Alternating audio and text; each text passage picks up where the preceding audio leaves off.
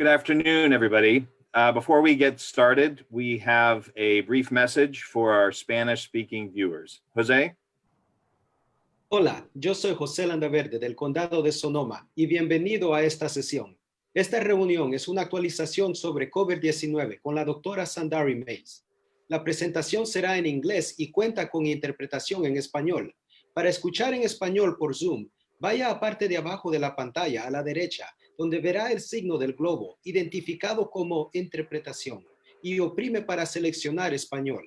También puede escuchar esta reunión en español a través de YouTube en el canal del Condado de Sonoma.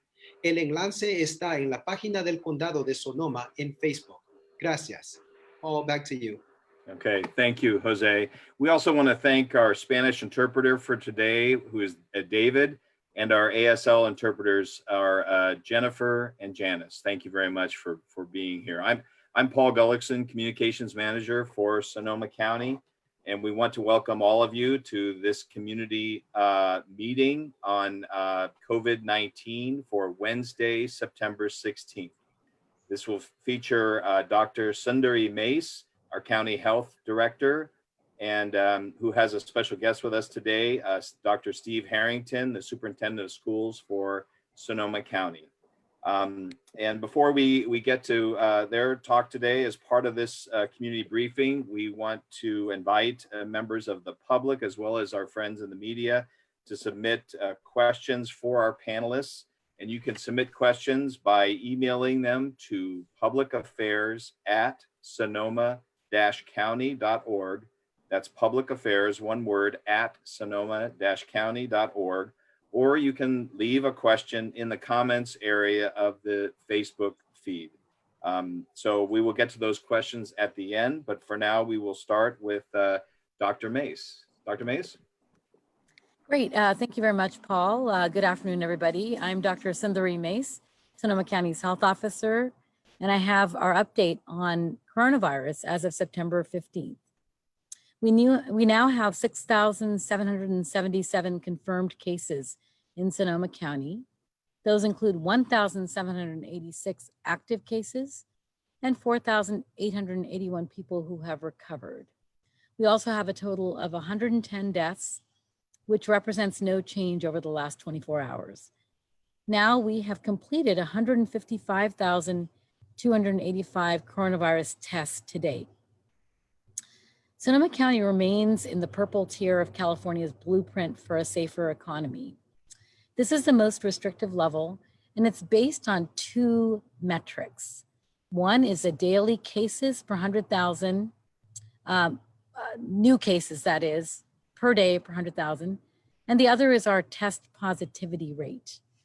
The current data and information about the tiers can be found on the County of Sonoma's roadmap to reopening on the SOCO emergency website. The latest data shows that we are now at 11.2 cases per day per 100,000 population. We need to be below 7 to move into a less restrictive or the red tier. Our test positivity rate is 5.3%, which is low enough to move us into the red tier. However, the state system requires us to meet both the metrics for 2 weeks to transition to the next level or the red tier. As you can see, we are making solid progress, which is encouraging. However, in order to ease restrictions, it's important to be diligent about following all the safety measures and protocols to slow the spread or transmission of COVID in the community. We'd like to share an update we have this week about schools. The State Department of Public Health is working closely with the Sonoma County Office of Education to determine guidelines for specialized in-person instruction. Although we remain in the state's purple tier, recent improvements in our latest case rates mean that we can now consider waiver applications from schools for in-person learning under specific conditions. Those conditions were spelled out in a letter that Dr. Steve Harrington, Sonoma County's Superintendent of Schools, and I sent out to all schools on Monday. I will begin reviewing these waivers tomorrow. For example, schools must submit comprehensive plans to address a spectrum of different safety topics. Each school must also consult with their staff, parents, and community organizations about how to address critical concerns, such as doing their own surveillance testing and contact tracing if they have a COVID positive student or staff member. Some of the other key areas that require detailed plans as outlined by the California Department of Public Health include the following: the regular cleaning and disinfecting of classrooms and facilities, the flow of individuals through entrances and exits and all other movement within the school, mandates about face coverings and other essential gear, healthy hygiene practices, physical and social distancing, staff training and family education, triggers for switching to distance learning if a class or the school must quarantine, and communication plans for parents and staff. The state of California is urging schools to focus on providing specialized targeted services for English learners, students with disabilities, students requiring access to the internet and devices for online learning. The state is also asking for plans for those who are most at risk and have the highest need, including students experiencing homelessness, neglect, or abuse. Based on state guidelines, schools must also limit learning cohorts to 14 or fewer students, and they must have systems in place for preventing these different cohorts from mixing. We're all concerned about the impacts of COVID-19, the pandemic, on education, and we're eager to see our children back in classrooms. But it's important to remember that the reopening of schools, public or private, for in-person instruction ultimately is determined not by me, but by where Sonoma County stands in its efforts to slow the spread of COVID-19. It's really up to all of us to slow the spread enough so that students can be back in classrooms and stay in class. So today, I would also like to share with you some slides that we put together through our epidemiologists and our disease control department to share with you the latest update on schools in terms of our COVID cases. Paul, are you able to see my slides okay at this time? Yeah, they look great. I think everybody can see them. Thank you. Okay, so we've had a chance to take a look at our own data. As you know, we like to follow data-driven policies and practices here in Sonoma County. So we want to see what's going on in our school and child care centers. So let me see if I can move this down just a second. Okay, so this gives us an idea of our child cases. That's defined as cases occurring in people under the age of 18 by the report date. And you can see this is from the very beginning of the pandemic. So we have had a lot of cases in children between the ages of 0 to 17 over time. There have been some particular dates when we've had a lot of cases. I can tell you that the majority of cases occurring in children are in households. And the majority of child cases are contacts to people in their household, parents or other relatives, and they get diagnosed because, as you know, here in Sonoma County, we are testing all contacts to cases. And so we test all kids in households, whether they have symptoms or not. And that's where the majority of cases have come from. However, we have also had some outbreaks or cases in schools and child care centers. So far, we've had 12 schools and child care facilities that have had known cases. We've had 3 clusters of more than 5 cases, at least 5 cases, and 1 cluster with 30 plus cases that's ongoing at this time. So in total, we've had 62 cases in childcare settings or in schools that provide daycare, even though the majority, as you know, all schools are closed for in-person learning at this time. However, you know, the state has had a provision for childcare centers and for schools to also provide childcare. So of these 62 cases, 25 have occurred in students, 10 have occurred in staff, and 27 in parents or siblings. You can see here there's been a breakdown in terms of geography of these cases really occurring throughout Sonoma, 2 facilities in North County, 7 Central County, 2 in East County. And exposures have occurred on site. So you can see here that we've had 5 early care and learning centers with the majority of students, 19, 5 staff members, and 11 family members. we've had 3 elementary schools. And here it's been mainly staff, 2 staff members or 1 family member, since the kids are not in school at this time. And then we've had 5 child care centers in family homes with 6 students, 3 staff, 15 family members. Looking a little bit closer at the clusters that I've described, in the early care and learning centers, we've had 1 in North County that's had 30 cases as of September 15th. 16 students, and it looks like one of the students was actually the first case, 3 staff members, and then 11 parents or siblings. This outbreak is ongoing, and we have at least 11 contacts that are still pending. And the facility has been closed down for a 2-week period, which is what is recommended by the state when you have this many cases in one facility, as many of you would understand. The second cluster is a family child care home in Central County, and there's been 9 cases, 2 students, 1 staff member. And in this case, the staff member was actually the index or first case, and then 6 parents or siblings. And the cases have now been closed and quarantine has been completed. The third cluster was also a family child care home in Central County. And again, there were 9 cases, and index case was again a staff member with 3 students and 6 parents or siblings. The facility was closed August 14. The cases are closed, quarantine completed at this time. And looking overall at cases that have been reported to us, an additional 9 facilities, elementary, middle, and high schools, have been mentioned in case investigations. 3 of these facilities were in Central County, 5 in North County, and 1 in South County. These schools are currently still only giving remote learning, but they have a total of 16 students, 2 staff, 15 family members with confirmed cases. There are 381 cases in that age range of 0 to 17 that are still under investigation by public health and our EPI team. So this kind of gives you a breakdown of what we're seeing in schools and in childcare facilities, whether they're in family care homes or whether they're in schools or facilities. And this is when we still have not at this point really heard or approved any waivers for K through 6 in-person education. So I just wanted to set the stage for that. I'm going to sharing my slides at this time. I'm done with my presentation. Thank you very much.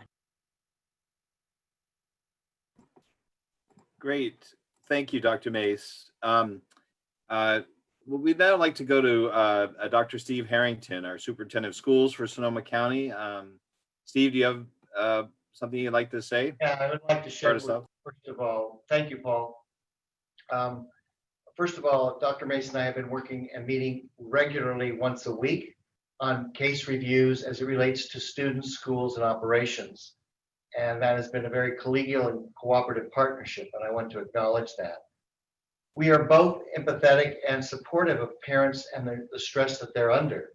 We know that distance learning is challenging for both child and family. And that's why we have set up several contacts on our own SCOE website for emotional support and during these trying times. Compound that with the fires and the smoke, it's been hard on everyone. And so I want to acknowledge that we're not taking a position of recommending anything other than just safety first and foremost. First of all, everyone needs to know that children are a protected class. And so when you look at a store operation versus a school operation, it has a higher standard protocol.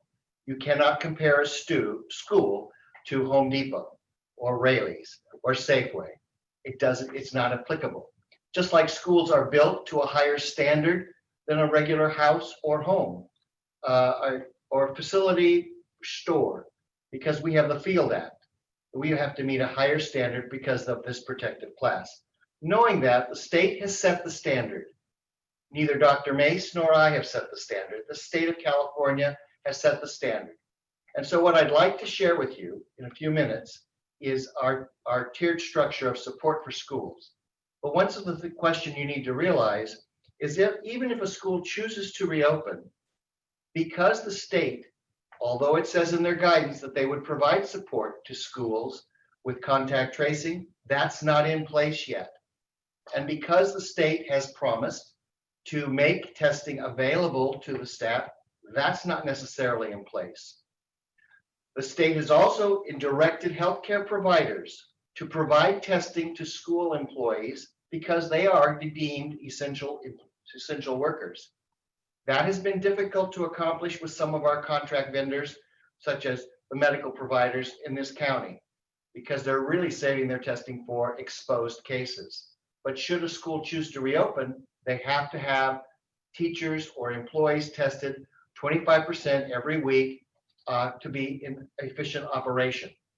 And the other thing I hear oftentimes is, well, Marin and Napa are open. I don't know the Mendocino status, but they are also in the red zone and we're in the purple zone. So Paul, if you could bring up the chart, I'd appreciate it. There you go. Okay, so every district received this yesterday or the day before, I'm not quite sure, but it's the waiver process. So if you scroll down the waiver, you see that on the left-hand side is the tiers. That's the California Blueprint for Safer Economy. When you're in the purple tier, you can only apply into two areas. One is you can apply for a waiver for your TK6 student population. But as Dr. Mase said, you have to be below a 200 per 100,000 caseload. That didn't occur until just about the other day. And then the waiver request went out to all the districts and charter schools and parochial and private schools. Now, to give you a synopsis of our situation versus Marin and Napa, they both have about a student population of about 28,000 to 30,000. We are at 68,000 students. So our situation is going to be a little different. The other thing that you need to keep in mind when you look at these requests is that we have 53 charter schools, 40 school districts, and 41 private schools, several of which are the diocese parochial schools. All the information that Dr. Mase and I review goes out to them. Everyone's on a notification list. Everyone receives the same timely notice of information. But once again, we are only passing on the state requirements to the districts. When you look at it, to open under a waiver, which we could do right now, some of our small elementaries could do, and they have applications now are coming into Dr. Mase. They have to open up under all the health precautions that they would in a regular school, and then they have additional health cautions. They have to make sure that their criteria is listed for both a hybrid and traditional opening needs to be identified. They have to have all the health protocols in place. They have to have their waiver application and all supporting documents in case, and it has to be submitted at least 14 days prior to the desired opening. And that's a much smaller chart.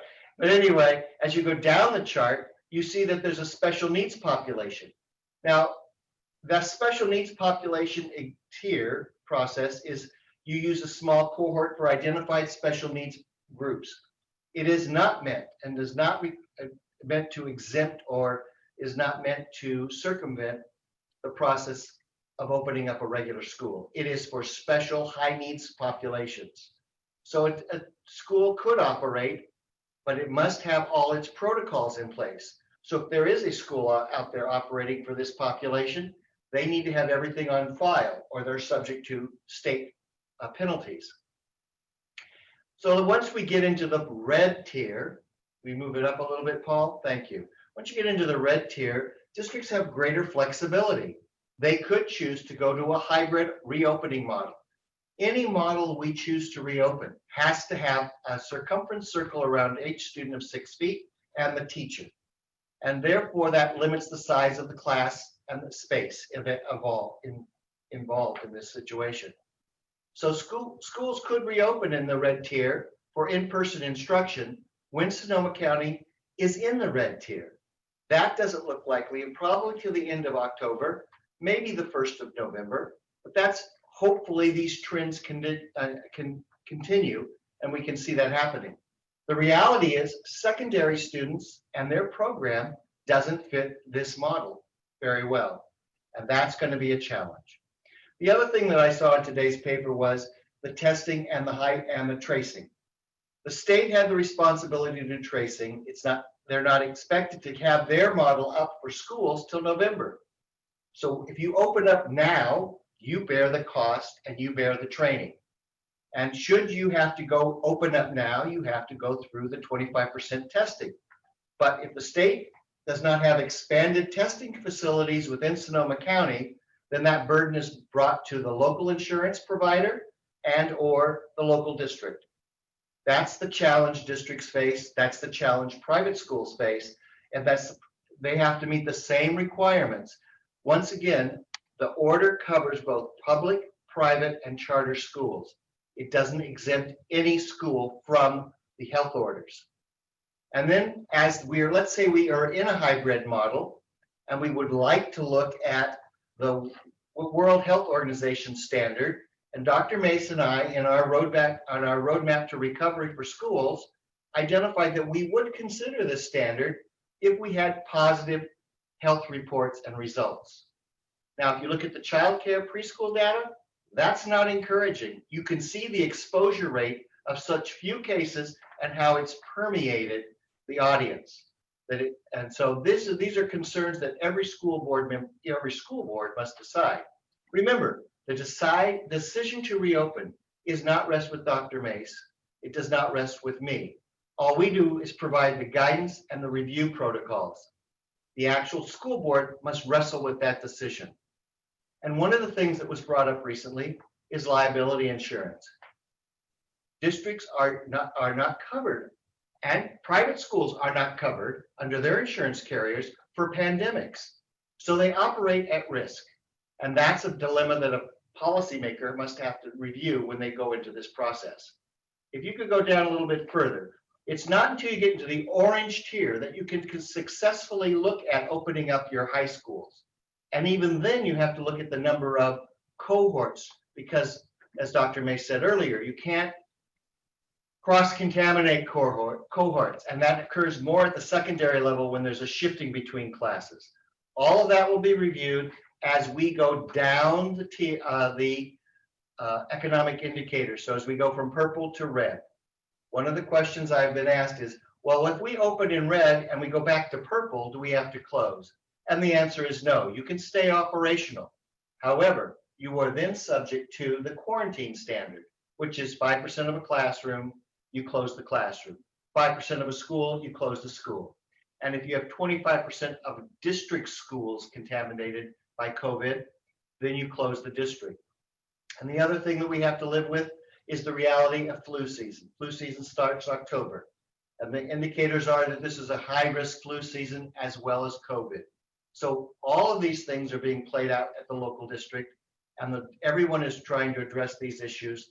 But once again, our concern is the safety and well-being of students. They are a protected class, and both school boards and school superintendents are going very cautiously. That's what I'd like to share with you today. That's where we are today in this process.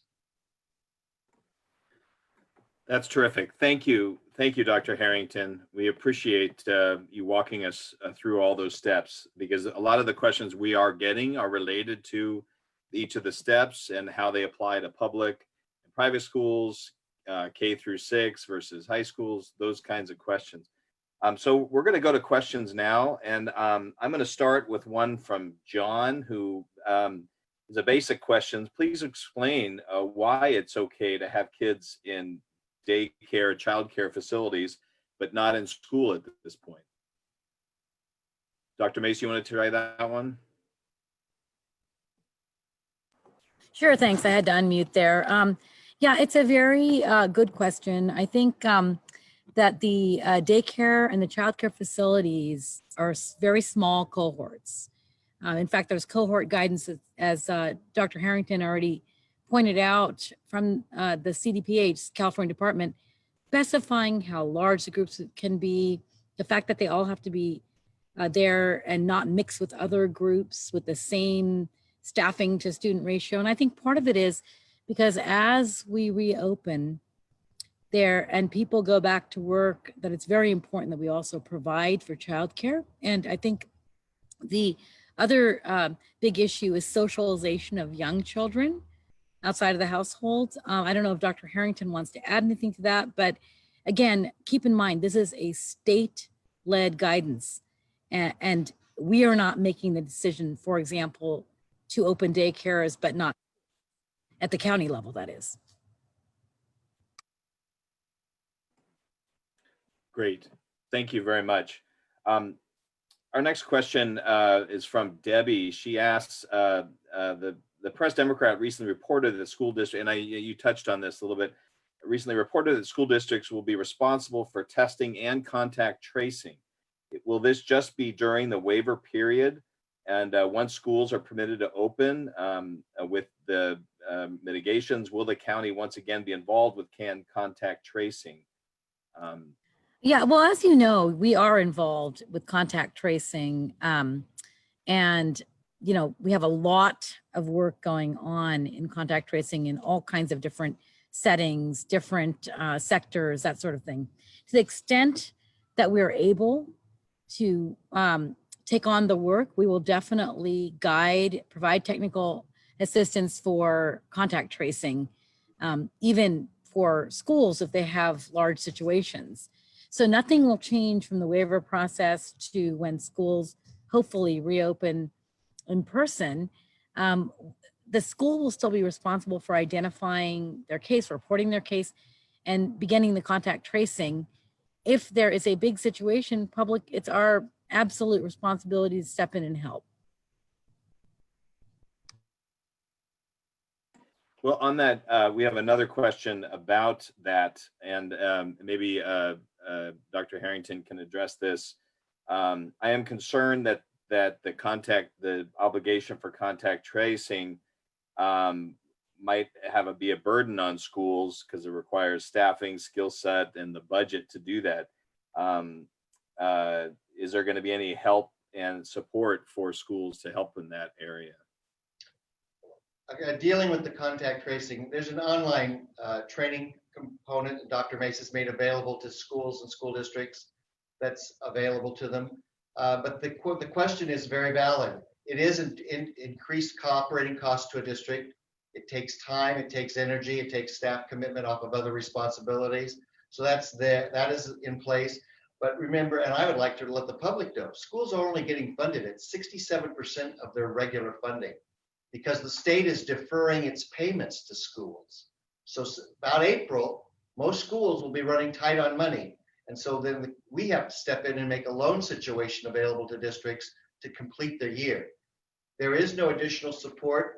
And that's why when you look at the state health document, it says the state will provide additional contact tracing and support to schools and to Dr. Mase. And it says that the state will provide additional testing.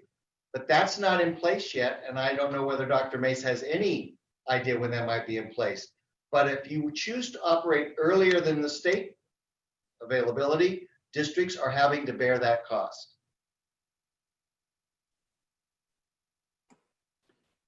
Okay, well, great. Thank you for addressing that. This is more a specific question we've been getting today.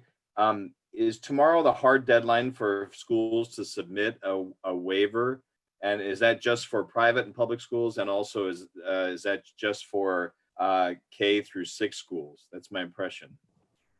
Yeah, that's kind of diving into the weeds a bit. So I'm going to see if Adam wants to answer that question. Adam Racky, who's our county counsel and been involved with the waiver process. Yes, and I can also potentially assist in responding to the prior question.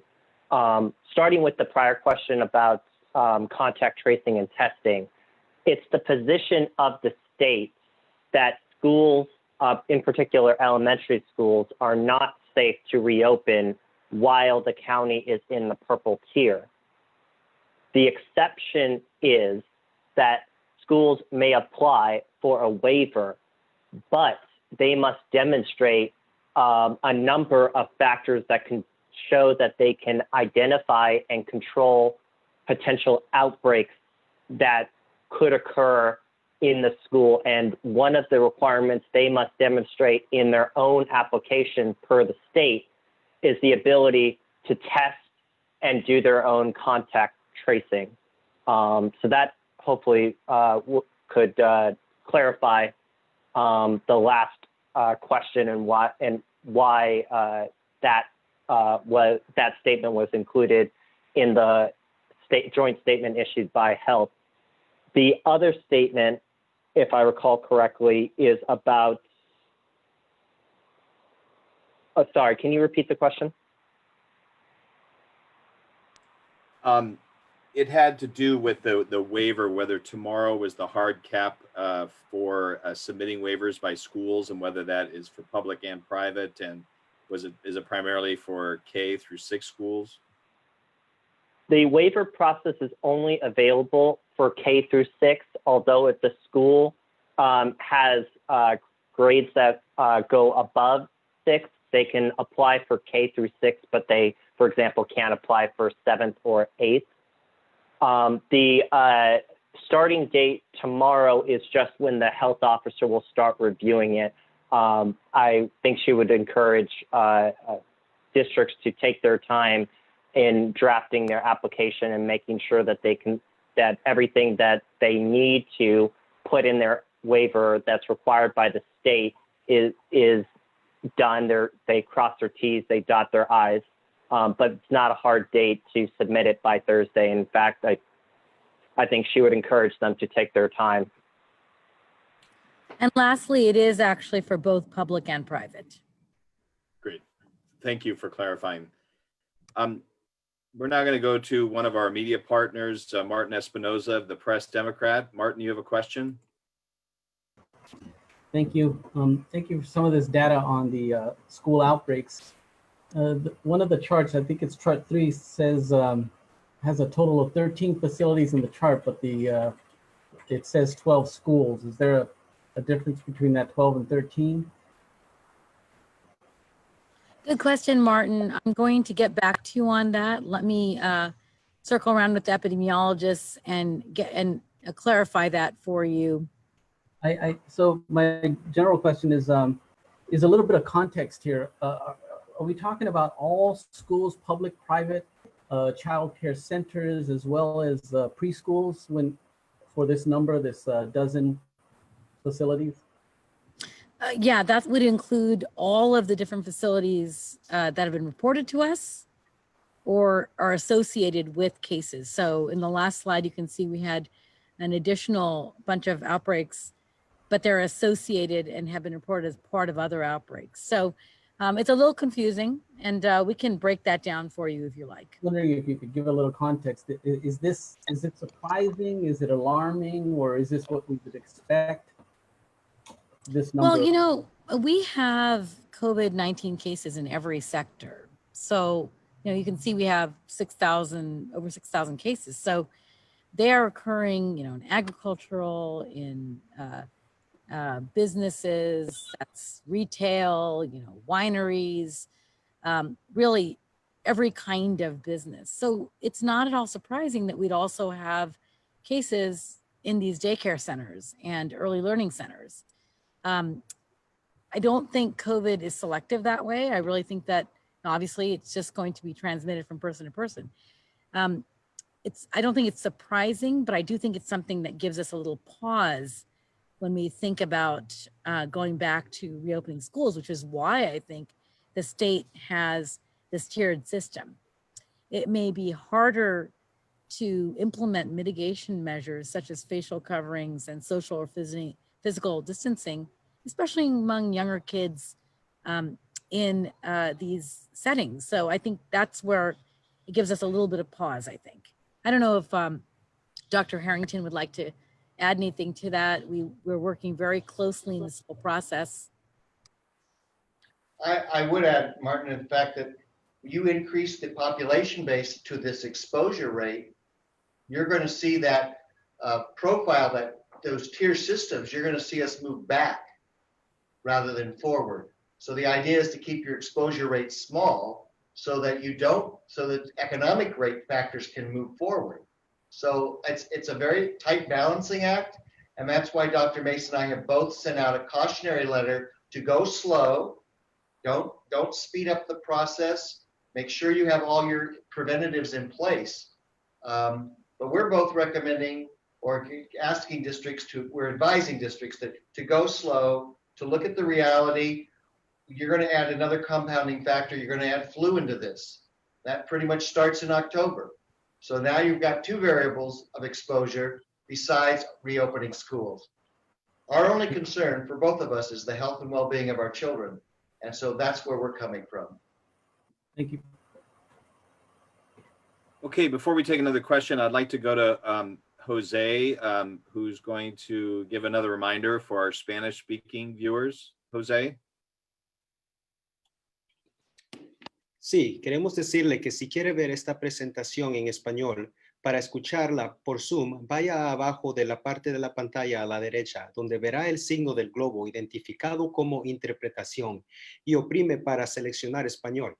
También puede escuchar esta reunión en español a través de YouTube en el canal del Condado de Sonoma. El enlace está en la página del Condado de Sonoma. Gracias. Thank you, Jose. Our next question concerns some of the reports that are out there, the news reports, like, for example, the Santa Rosa City Schools District, I believe tonight is going to be considering some guidance that they may look at primarily virtual instruction through the spring of 2021. And I think the question from Manisha is it the recommendation of Dr. Mase and the County Public Health that all Sonoma County City schools not have in-person instruction through the spring? Do you have a position on that, Dr. Mase? Yeah, I think it's just really hard to look into that crystal ball and see what's going to come at us here in the next few months. The important thing is to be flexible and to monitor our case rates, our situation, and see where we are. And so I don't think we can make that prediction, but I think Dr. Harrington would like to add. Yes, Paul and Dr. Mase. Santa Rosa is only considering through winter break. They made their commitment to their parents that they would reassess at the first quarter. That's the first 9 weeks of school. They're at that benchmark right now, and they're going to evaluate the next 9 weeks of school. So the questionnaire said to the end of the year. That is not necessarily the decision. They're going to do it in increments because conditions vary and change. So they're not going for the whole year. They're only looking at it considering it for what we call the semester break, which is the next 9 weeks. Yeah, I believe there might be some confusion there because I know that JC and Sonoma State have both said they'll be primarily virtual through the spring, but our local schools have not. Right, and none of our local schools have made that commitment. They're taking it in increments. Yeah. Okay. Adam from Roner Park asks, the initial lockdown was really, way back, was really meant to allow us time to stockpile PPE and ensure no there wasn't a run on ICU beds. So I guess this is a question for Dr. Mase. Since both of those issues have been addressed at this time, why the need for continuance of lockdowns? If the hospitals are still a concern, why have steps not been taken to add beds for this? Right. So the initial reason for the shelter-in-place order was to limit community transmission of COVID-19. It wasn't really, I mean, PPE and, ICU bed availability was one factor, but it was really to minimize the spread of COVID amongst people in the community transmission. So in that vein, per the state order, we reopened. And what we found when we reopened in May was a worsening of cases, an increase in numbers that was actually pretty predictable, but we had to try it. And so I think now what the state is wanting to do is to take a more nuanced and slower, systematic approach to ensure that when we open, we can stay open and we don't have to go back again to more restrictive measures. The whole point of these restrictions is to limit the spread of COVID and try to protect people from really bad outcomes from COVID. And of course, it's our vulnerable populations, the elderly in the skilled nursing facilities, the residential care facilities, even at home, or the people with underlying medical conditions that are really having the worst outcomes. So we're trying to open safely, to ensure that the entire community can be safe as we open. Okay. And this question is another general question. This question comes from Wayne Freeman, who's one of our media partners. He says, and I think he's responding to a story that was in the Mercury News today, which I think might be dated on some old data, but he says latest percentages show Sonoma County to be the Bay Area's hottest COVID-19 hotspot. What has happened and what is public health doing about it? Yeah, I don't think we're the hotspot, but we certainly do have, we're higher in the level in terms of the R naught or the transmission factor or rate. And one of the reasons, and we gave a pretty clear presentation why these might be the case a couple weeks ago. We're doing a lot of testing and a lot of testing of contacts specifically. And that's actually a really good thing because we're finding all of our cases. So that does definitely drive up our R effective because we're finding secondary cases, in other words. We also have a lot of factors that set us apart from some of the other Bay Area counties. We have the agricultural and farm worker group, which has been very heavily impacted by COVID, large households as well and work sites. We also have tourism that it's not clear how much it factors in yet, but certainly if anybody has seen what is going on, say on our holidays like Labor Day, we see that a lot of people are coming in from out of town to our county because it's a destination. And so I think in that vein, we are seeing that we have higher case rates, potentially higher test positivity. But the good news is we're doing a lot of testing, finding our cases, isolating our cases, and quarantining contacts. And hopefully we'll be headed in the right direction here soon.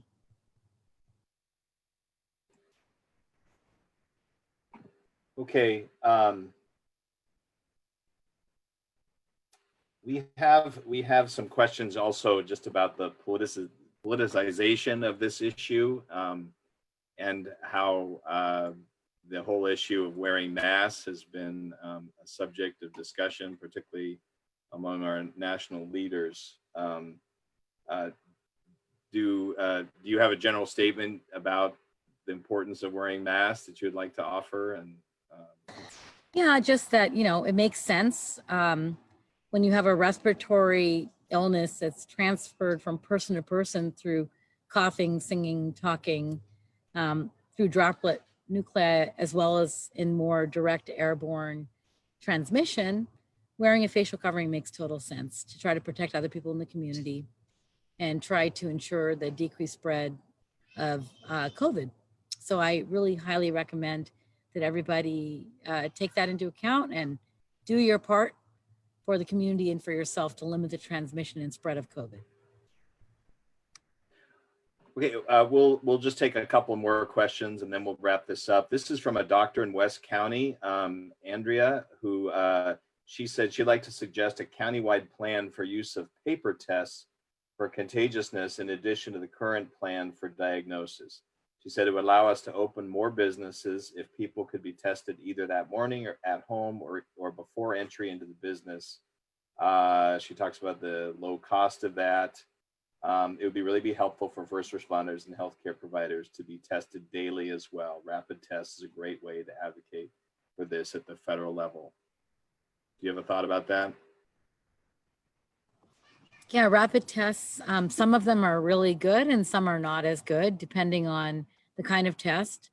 The test, which has a great ability to detect cases if they really have COVID and ability to not detect cases if they don't have COVID, is in short supply. And we would love to have, infinite amounts of that testing, but we don't. We get 60 tests a week of Cepheid Gene Expert. The more recent rapid antigen tests have their place, and we are starting to implement them when we're doing routine surveillance in facilities like congregate settings, that sort of thing. We could even use that, say, in jails or other populations. However, they have higher false negative rates, and some have higher false positive rates. And so it makes it a little trickier to use those tests. But yes, definitely taking that under consideration. Thank you. Okay, Martin, did you have a follow-up question? Oh, there. Yeah, I did. Dr. Mase, I noticed you didn't name any of the schools that or the childcare centers. I know that homes are an issue because they're private. A lot of these centers are private homes, but some of these are larger schools. Will you tell us the names of some of these facilities? Yeah, you know, at this time, there's so few of those facilities that we feel like it would really impinge upon the privacy of those schools, of facilities. As you know, there is some stigma associated with COVID-19 outbreaks, and so we're not planning to release the names at this time.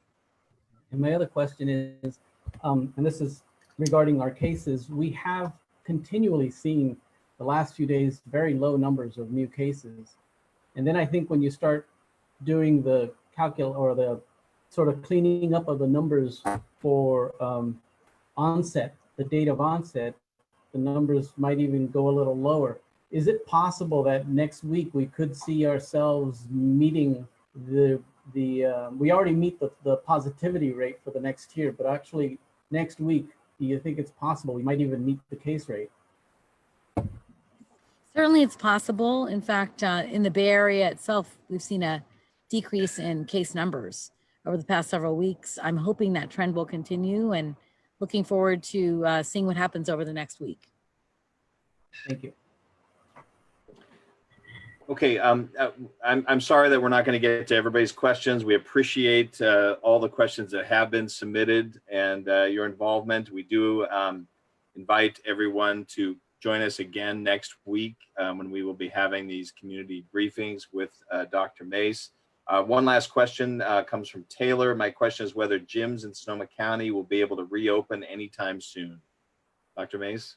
It's a really good question and understand the concern. Adam, I'm going to let you respond to that because you're more familiar with the tiers and where we'd need to be potentially for gyms to open from the state.